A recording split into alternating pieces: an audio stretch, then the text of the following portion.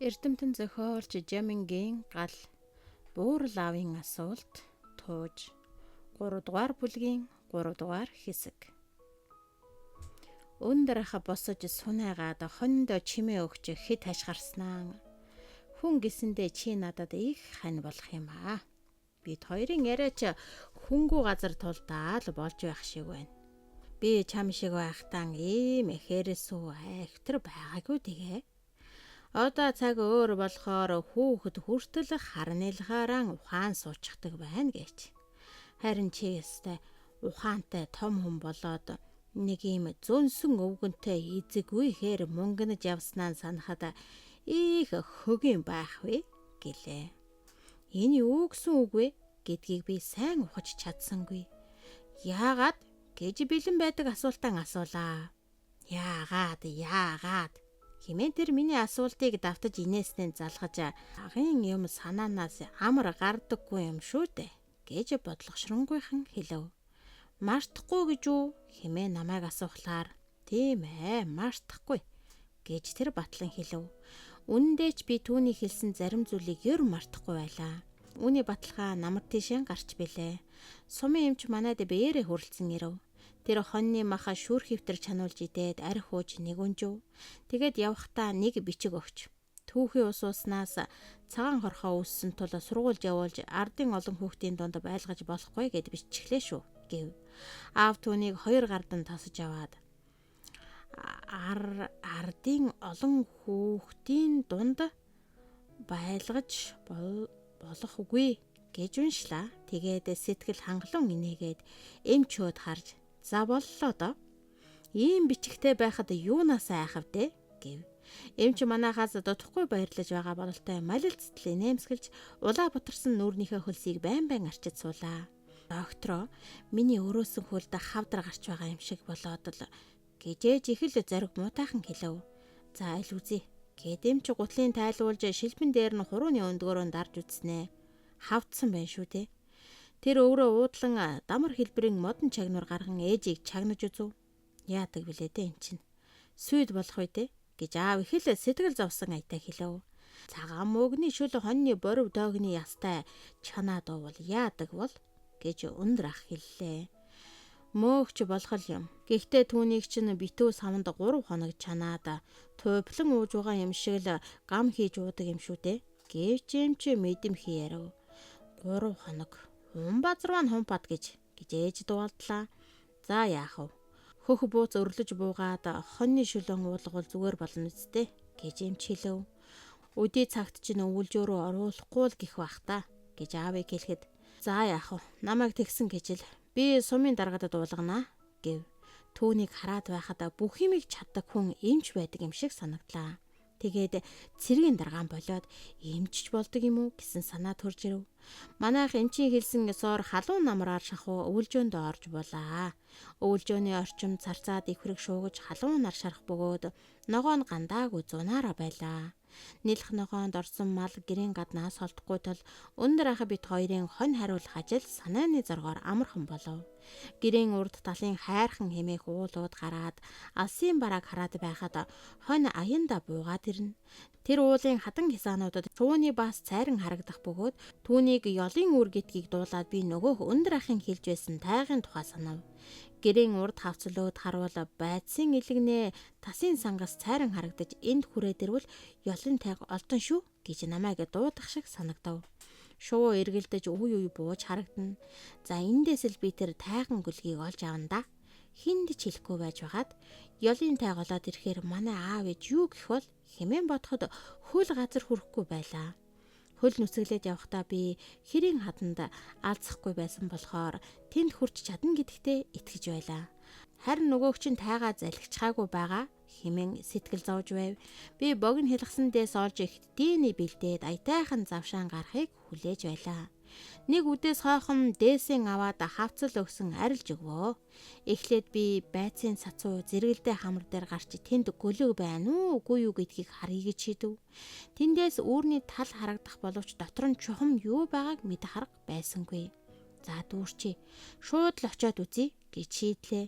Байцын ард талын асаг ууд мацаар байгаад орой дээр нь гарч ирэхэд нар нилээд оройтсон бололтой байлаа. Орж боломоор санагдаад байсан газар маань очиод харахлаар тийм ч амар биш байв. Үүр байцны оройгоос үүд хоймрын хэр зайтай байсан боловч тагдаалдаж. Хад илэгдээд өнгөж харахад толгой эргэн эвгүй болов. Яах вэ? Болдгийм билүү?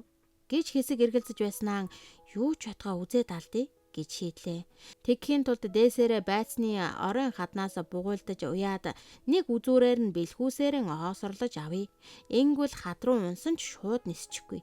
Тэгээд ч үүрэн дээрээс гүлэг авбал эргээд гарч чадахгүй болчихтуул түүнийг дээсэндээ ууж орхиод буцаж гарсан хойноо татаж авахд санаа амар гэж бодов. Тэгэхдээ миний дээсний урт үүрэнд хүрч чадах хэсгийг огт тооцсонгүй. Миний толгой дээгүүр том шувуу үе халин өнгөрөх нь тэр үүрний эзэд бололтой. Ёл бол гэлэн шувуу гэж өндөр ахын хэлснийг бодоод тэднээс огт айсангүй. Муу тэрлэгэн тайлж орхиод дээсээ сансан эсорон оосорлож байцын ирэмгээс гараараа барин доош аль болох эвтэхнэр оров. Эхлээд хідэн хором гайгүй явлаа. Тэгээд салтаан доогоороо байцын илэг рүү харвал амар санагдаж хамаг би ширвэтлээ. Үүнээс хойш ахин тийшээ харалгүй зөвхөн өмнөх хадаа ширтэн хөлөөрөө өчүүхэн саад бартааг тэмтрэн гიშгэж доошлох болов. Тэгээд нэг хажуу тийшээ харвал ёлын үр миний баруухантай бараг зэрэгцээ шахам харагдаж байлаа. Харамсалтай нь тэр дотор аргамж сурч тайган гөлөгч байсангүй. Модны мөчрөөр зассан тэр үүрэн дотор өөдсөд хуучин муусан даамууны тасархаа ээлдөө хоог навш дутуу идэж хайсан тарвганы эсэг байлаа. Үүрний ирэмгээр шувууны гулигдас ялгадсны аль нь мэддэхгүй цагаан юм нээлттэй болсон аж би нэг сайн санаа алдаад эргүүлээд залгичсан байна гэж бодлоо. Одоо тэгээ дээш гарахаас өөр замгүй боллоо. Хатыг байдгаарн илэгдэж гараа ээлжлэн явуулж хадны өчүүхэн сэртэн ож бариад лалгуурхан ахилаа. Чухамдаа авирч дээшээ гарах гэдэг доош буухаасаа хавьгүй аимшигтэй санагдаж байсан билээ. Тэгсээр хариугүй байсны ирмэгдэр гарч явтал миний зуурч агсан хадны сэртэн булгарч доош хийслээ. Ээжээ гэж хашгираад л доош онов. Нэг мэдхнээ би байцны илгэнд хий дүүжлэгдэн савлаж байлаа. Дээс хинхэтгээр орж шигдэн чангарсан байхаж би ухаан оруултал уйлж орлохыг бодсон боловч дуу олигтой гарсангүй. Хясааг хар сүүдэр нөмөрч алтай хараацаанууд нүүр шүрэх шам өнгөрнө. Яг миний тогтсон хэсэгт барьц тун муу байлаа. Жаахан савлаж хөдлөхийг ашиглан хаднаас барьж авахыг хичээвч тун болж өгөхгүй. Дээснээсээ зүүгдэн гарах ухаан надад байгаагүй юм уу? Эсвэл тасарч унах байх гэж бодсон ч байж болох юм. Ингэсээр байтал харанхуй болж айд сулам нэмэгдэн хамаг би чичирч байлаа. Харанхуйд хадны өөсөвч мэдэгдэхэ болов.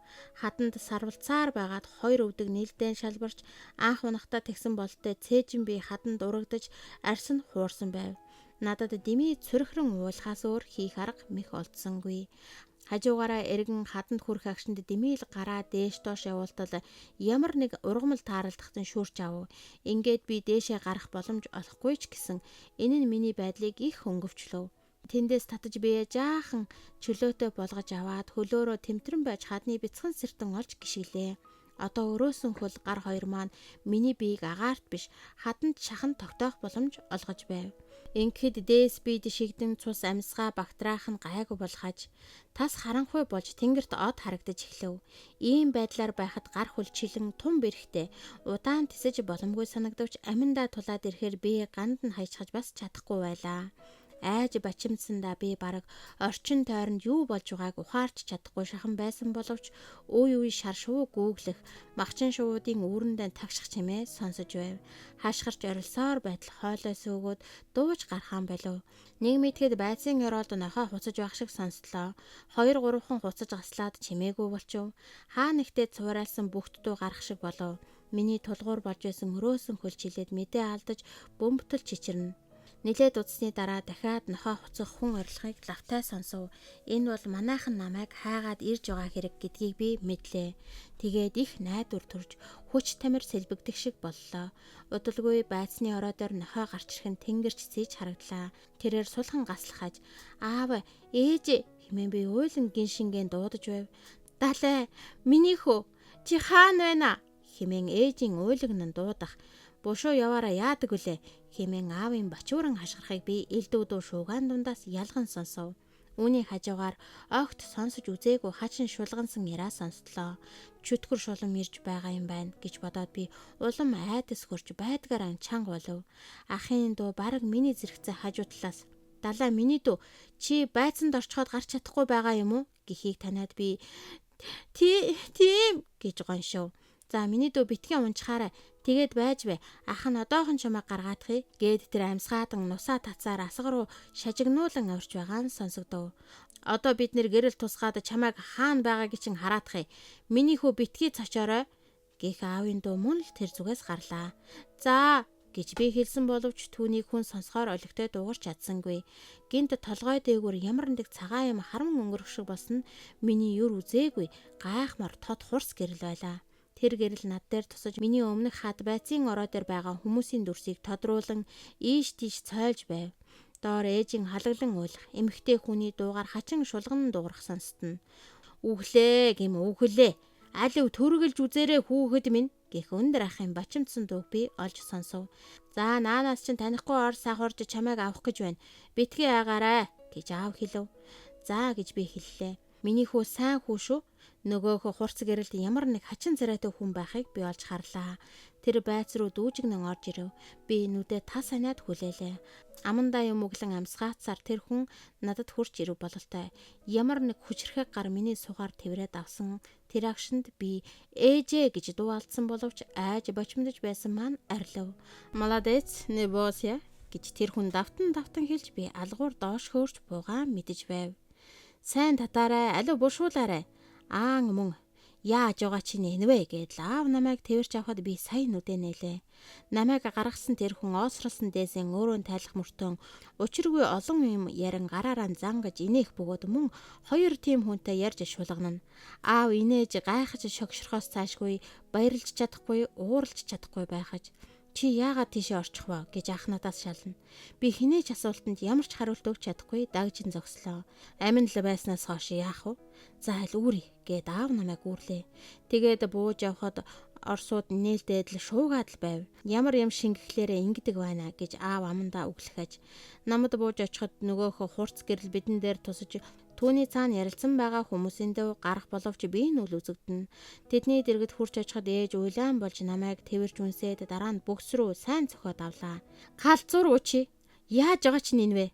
Хамаг амтны уушиг зүрх амаар нь ёох ингэж айх" гэж.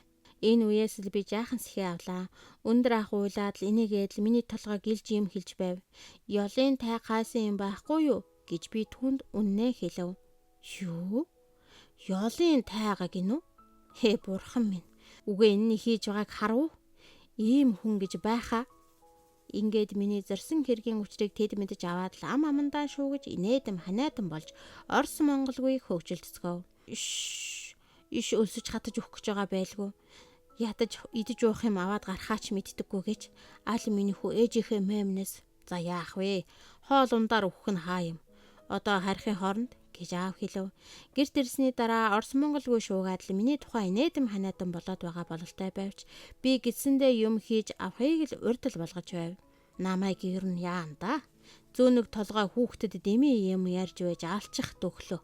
Би чамд 9 идрээр гээв эцтэй. Тэгэхэд чи харин гэд өндөр ахад толгой сэгсрэн гайхах мэт болж суув. Хачин бүдүүн богинохан гаанстай тарган шар хүний хэлхүүг ойлгохдгүй боловч нэг л хачин гажууд ярихаж намайг хатнаас авсан хүн үргэлж инээж чанга дуугарч ярддаг залуухан сахалтай халзан толгойтой хүн байв. Нөгөө нэг нь час улаан царайтай шингэн шар үстэй бас адилхан шөнхөр босоо хамартай хүн байв. Нэг орсон тарган эмэгтэй хүн бөгөөд түүний халмаг шиг богино хөвсөө хоёр алтан шүтсэлтэн нэн сонин санагдахаж тэр бүдүүн ганцтай хүнийг ах хэлмэрч ахаа гэхдээ би түүнийг хэл дамжуулдаг хүн гэж ерөнхийд нь гадарлав. Юмны учир гэж сони юм да. Эднэр ирээгүй бол энэ харанхууд бид яах вүлээ? Дээс нь хадны ирмэгт үргэдээд хариугүй тасрах шахсан байж шүү дээ. Бурхан минь хэмээн ээж наманчлан залбирав. Та нар ирээгүй бол хүү минь өөхөх байлаа гэд хэлээд өгөөч та гэж аав хэлмэрчээс гуйв. Хэлмэрч хэдийн юм шулганахад сахалтай хүн дэмээ юм битгий хэлгэсэн аятай гараараа цохиж инээгээд хариу шулганав. Хэлмэрч ах над руу харж ганцаараа заагаад "Чамайг их хаан ир болновш" гэж байна гэлээ. "Инний сайн ир болгочтэй нохой долоо. Яасан ч надад юм дуулгаж шара махтай минь хатаах шиг байна да" гэд аав инээлээ. Сайн эр болно гэсэн байх шүү гэж бодоод би ах руу харж хинэггүй инээлээ. Далай чи тэнэг баха гэсэн үгээр ах инээдийг минь хариулв. Яаж вэ гэвэл шуунаас гүлэг гардаг юм уу гэлээ. Бидний яриаг хэлмэрч дамжуул бололтой тэд илгэн хөштөл инээллээ. Нөгөө хэмэгтэй хачин гоё алчуур гаргаж ирлээ. Гэтэл тэрэнд бидний айдал өөр гэж байхгүй чухам хаанаас гаргаад ирвэ? Энд чинь элбэтэй юм биш байгаа. Хинд өгөх гэж байгаа юм болоо. Ээжид өгөх байх гэж бодож байтал тэрээр инээсээр нөгөө халчуураараа нүдэ арчснаа. Бүр болоод нусаа нээж бас л хааш мэдэгдэхгүй далд хийчихлээ. Ийм гоё юм руу нусаа нэгээд яаж байгаа юм болоо. Амны хишг нь барагдчихдгүй юм бах та хэмээн би гайхав. Ахыг харвал тэр бүр надаас илүү гайхсан шинжтэй байлаа. Бидний байдлыг айдсан боловтой боловсон улс чинь нусаа хүртэл ингэж арчдаг юм шүү дээ. Ямар та нар шиг гэлээ. Боловсон гэдэг чинь ямар хүнийг хэлж байна? Эднэр шиг ийм хачин царайтай төстэй улсыг хэлж байгаа юм болов уу? Манай ээжийн авдранд байхгүй ийм гоё эрен алчуураар яах гэж муухай нусаа арчин вэ гэж би тун гайхав. Тэд нар хоньны гэдэс эдэж арх ууж байв. Нөгөө хорс ихч цаасанд бодолтой нунтаг цагаан юм авчраад огтолсон махаа түүндээ хүргэн удаан зажлан идэх. Элсэн чихэртэй юм уу цасан чихэртэй хоолж иддэг байх нэ гэж ахад хэлв. Хэлмэрч миний үгийг сонсоод инээж наадуулдаа нэг юм хэллээ. Тэд мөн инээлдэж намайг ширтэн байгаа нэг л надтай холбоотой яриа гаргалаа гэдг нь мэдгцээр байв. Шийдэр шихэртэй хоолоод идээд үзэхтий хүүн гэж хэлмэрч ах над руу харан хэлв. Гэтэл нөгөө хорс ихч цаастайгаа над руу барьлаа. Ээж түүнийг дамжуулан авч өгөхөд ах бит хоёр хурууныхаа өндгийг шүлсэж байгаад захаас нь авч долоолоо. Ямар муухай шороо юм бэ гэд ах хилэн гарныхаа араар арчиж ярвав. Нээрэнд авс юм уу да гэж би өөрийн ирэхгүй дууллаа. Сахалтай хүн нэг юм хэлэхэд эмэгтэй нь гарч явснаа цаасанд бодолтой юм авч ирэв. Тэр дотроос атгсан гарын хэртэй том цагаан юм гарч ирлээ. Ийм цагаан юмыг нүдглээр нунтаг давс болдог юм бэ гэд би ахын энэ талаар юу гэж бодож байг мэдэх гэж харлаа. Орос давс чинь цагаан байлгүй яах юм гэж ах хэллээ. Давс чинь манай энтхийг шиг дандаа бүхэл биш газар бүр өөр байдаг юм байна шүү. Хятад давс ямар байдаг бол гэж би бодож суулаа. Харав энэ улс та нарт өгөөрэй гэж ийм том чихэр өглөө хэмээн ээж хэлв. Та нар ч бүр гэлээжээ гэж өндөр ах хэлээд миний толгойг илв. Аав түүнийг авч гурилын модон дээр хутгаар хаглаад бидэнд тарааж өгөв. Өндөр ах хүртэл арааныхаа шүлсийг сорж энэ том сахар чинь зүгээр йотонгоос илүү амттай юм уу да гэж байв. Орос ихч нэг юм хэлсэн одоо манай нутагт дайн болоод юм ховор байгаа. Түүнээс биш бүр гоё чихэр өх байсан гэснийг орчуулагч хэлж өгөв. Манай Монголын төлөө ингэж явна шүү дээ хөөрхи амтас гэж аав тайлбарлаад эднэр цэрэгт яваагүй юм байх та гэж хэлмэрчээс асуулаа. Эднэр бол их эрдэмтэй профессор улсууд байгаа юм. Тийм учраас цэрэгт татагдаагүй гэж хэлмэрч ярихыг би бараг ойлгоод авав. Морь малд их сайн улс байна шүү дээ. Би өөрийнхөө муу халууныг эдэнд өгвөл хэрэг болох болов. Унахад номхон, жаахан хашин болохоос насаар гайгүй. Ясан шүтэл бах. Дайн байлдаан болж байгаа газар нэг болтгой нэмэр үсттэй гэж өндөр ах ааваас байртай харлаа. Манай өвгөн эднэрт морь бэлгэлээ гэж байна. Авах болов хэмээн аавыг хэлэхэд хэлмэрч өчргүй нэгээд наадуулдаа юм хэллээ. Шар устай орс инээж өвгөн рүү эрхийгэн гоцоолгож шулганснаа босож ирээд гарын барьж мөрөөр нь зөөлөн тэврээд буцаж суув. Их сайн хүн байна гэж манай дарга хэлж байна. Бидэнд морь хэрэггүй их баярлаа. Харин бронтод бэлгэлж улаан аримд өгөх хэрэгтэй гэж байгаагийн учрыг тайлбарлав. Аваагүй байж юундаа баярлдаг юм бол доо хөөрхий. Маргааш хүүхэд минь эднийг явхлаар гарын цайлгалгүй болохгүй. Гэрэл гэгээгэн тусгаад л хад руу хүртэл ороод л өгөөёр ямар ачтай буянтай улс гэж хийм байдаг байна. Урдын хятад данжаад нар бол Монгол хүн зам дээр үхэж байсан ч тойроод гарна шүү дээ. Өндөр ахыг ингэж хэлэхэд аав холирсан баларсан хятад метад данжаад манжаад ямар хамаатай вэ? Эднэр чинь дэлхийд дахинд шинэ ёс тогтоосон ёстой хувьсгалт их сайн улс байхгүй юу? Орос улсгүй бол Монгол гэж ийм улс байх ч юм уу үгүй ч юм уу? Өндөр ахта октябрийн хувьсгал гэж дуулсан биз дээ. Одоо бидний энэ эдэлжиг хэрэгэлдэг юмыг Орос улс л өгч байна шүү дээ хэмээн аав хэллээ. Дуулалгүй яах вэ? Хувьсгал гэдэг чи яах вэ? Одоо манай ах шиг төр солигдож борчуул ядуусан эзэд ноёдон дийлэн эзэрхэг ёс үгүй болно гэсэн үг. Харин тэр октябрь гэдэг ямар ухаантай юм бол доо? Бас үүнийг мэддэггүй юм уу да? Гэмээр хэсэг дүлгнэж байснаа. Октябрь гэдэг чинь байна шүү дээ. Өндөр ахаа ухаандаа бид нэр зул сар гэдэг шиг эднийхний сарын нэр байхгүй юу?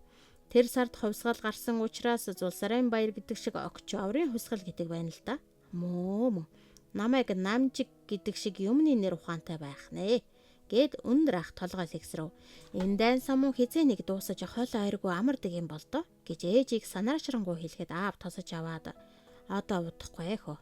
Манай улаан арим луутад давшиж байгаа гэдэг шүү. Аавыг ингэж хэлэхэд ааха тэндээс муу гитларыг манай Сталин өстэй цусын холондоо гэд тас хийтэл чанга инээлээ. Гитлер муу гэж нөгөөх шарвстай ор сахрууд харж хэлв. Өстой муу гөлөг. Манай баг хүрэн морийг Сталин өөрөө унаж Гитлерийн гэрт давхиж очиод л үүдийн гэр дээр навч хидээд л за чи юм уу гараад ир гэдэл тэгвэл яах бол гэд тэр бас инэв. Баг хүрнийг унаад тэгээд үүдийн гэр дээр нь түмэн ярва. Нохой до чамайг гэд учиргүй инээхэд яадаг юм мухар Гитлерийг гэж ах хинэггүй зүтгэлээ. Орос Монголгүй шуугалдаад инээдэн болцгоогоод л байв. Миний нойр хурч өөрийн ирэхгүй нүдэнэлдэж эхэллээ. Маргааш нь тэд манай өхрийг тарьж аав суваа өхрийн орж тариулахаар тэдэнтэй явах болов. Мортохоос өмнөх намайг хаднаас авсан Орос хэсэг юм хэлснийг хэлмэрч тайлбарлсан. Би чамтай хамт зургаан авахулвал болох уу? Тэгээд сүүлд захианд хийгээд ирүүлье гэж байна. Чи том болоод Москвад сургууль сураарэ. Тэгээд хоёулаа уулзъя гэж байна хэмээн хэлмэрч ахирлаа. Бид хоёр мөн манайхан цөмөөрөө нийлээд зургаан авахулв. Яг л амьд юм шиг гарч байна гэж мөн хачин иж шүү гэд аав инээлээ. Аав намайг дуудаж мөнгөн аяхтай сүү хадаг өгөөд за минийхүү тэр Орос ахтай барьчих. Эвтэйхэн бариарэ. Чиний амийг аварсан их очтой сайн хүн. Айх хэрэггүй яв гэлээ. Би маш хичээнгүйгээр түүнд аваачиж барив. Тэр бусд руугаан харж яах вэ гэсэн шиг баг зэрэг төтгөлзээд авч сүүг залглаад хадаг аяг хоёрыг буцааж над дээрхт нь би авах гэтэл хүй болохгүй. Өгсөн юмаа буцааж авах гэд бүрөгдөг ёстой юм аа гэд хэлээд өгөөч та. Тэр Орос толгой сэгсрэн инээж итгэж ядсан байдалтай аягийг тойрлон харж байснаа нэг юм хэллээ. Их баярлаа. Би үүнийг чинь үргэлж хадгалж явна. Дандаа үгээр цайвууж байна. Харин би танай хань Бяцхан Баатарт юугаа өгөх вүлээ гэж хэмээн хэлмэрч ярив. Энүүд юмар яах вэ? Тэр хүн гүйж очоод ширэн богцон уудалж нөгөөх гэрэл гаргадаг дөрвөлжин харимаа авчирээд асааж надад үзүүлээд мэ ав гэж байгаа бололтой сарвалаа. Би баахан дөлсгэж зогсдол хэлмэрч ах. Ав ихтэй гэв. Би ёстой ёлын тайг барьчихсан юм шиг л баярлаа. За миний хүү чиг илаажтэй гэж өндөр ах хэлээд бөхшүүлэн ханаав. Аав явахтаа наатха битгий их асаагаад байгаарэ. Зайн дуусчихсан шүү гэв. Тэднийг явмагцал хүн бүхэн үзэж ялангуяа өндөр ах түүнийг яаж хийснийг гайхаад барахгүй байв. Өвгөн ямаан сахлан шуутран өмнөө миний нөгөө хичтээ дөрвөлжин харамыг тавьж суугаад ямар юмны зай оруулчихаар ингэж гэрэлтээд байдаг байна вэ? Аргыг мэдээд авч болдог бол химэн шивгнэж байсан санаанаас үл гарна. Ах бид хоёр чийдингийн тусгаж үзхийн тулд шүнл бушуухан болоосэ хэмээн яарч байсан бөгөөд тэгхээс тэгх гисэн юм шиг өдөр өнгөрч өгөхгүй байсансан. Тэр шүн өндөр ах би ах бид нар гадаа чийдингийн тусган харахад малын нүд хачин хөөхөж болж нохооных бол улаан оч болж харагдхан нэн гайхалтай байв. Чи үүнийг баян доноод сайн жороо морноос өгөөч гэж ах намайг ятгав. Би ах шиг жороо морны хорхойтон биш болохоор тэр муу жороо мороор чи яах юм гэж ихэрхэв. Удалгүй манай хоттойхон бэлчээд тогтхон байлаа. Тиймээс аав ахтай юм уу эсвэл өндөр ах бид хоёр гадаамтаад чийдэнгээ тусхан хардаг болж тэрний хичнээн хэрэгтэй эд болохыг хилээд бардаггүй байв. Гэтэл аавын хэлсэн ёсоор зайн дуусаад гэрэл нь муудаж ирэхлээр түүнийг хүүхэд бидэнд тавьтайхыг байлаа.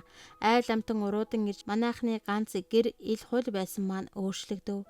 Тэгээд хүмүүс нөгөөх Оросын тухай ярихдаа далайн Орос яагаад нөгөөх далайн чийдэн өгдөг гихчлэн ярих нь надад их бахтай санагдах болов. Урдын цагт номын хаан Хятад төмрийн хаан Орос гэдгсэн. Гэтэл Эрдмийн хаан Орос болж таарад байна да. Чиний тэр Оросыг л аваад үзэхгүй юу? Ямар их эрдэмтэйг нь харваас анд шалга. Дээр үед өхрийн өвчин ирээд миний л мэдхийн 2 ч удаа энэ уулчин Бероны өсгөө болсон юм. Гэтэл одоо ганц тариад л болох нь тэр. Урд чинь цагаа болохоор мэлзэнгийн цагаан өвгөнгээ чим хурч ирээд таягаараа ганц дохиод л үхрийг хаалцдаг гэж байсан. Тэр бас л тэмээ үг болж таарч байна. Ингээд бодглохлоор урдын номчтэй. Юмны учир ухааныг олохгүй болохоор нэг худлаа зүйл хэлдэг байснаас зайлахгүй. За хүүхдүүд минь энэ цагийн номыг сайн л үздэг юм шүү гэлээ. Миний Орс одоо гэртээ харсан болов гэж би асуулаа. Хараа бицтэй хөөрхий. Мөн л гэр орондоо та нар шиг хүүхэдтэй түүнийг нь санаж явдаг байх та.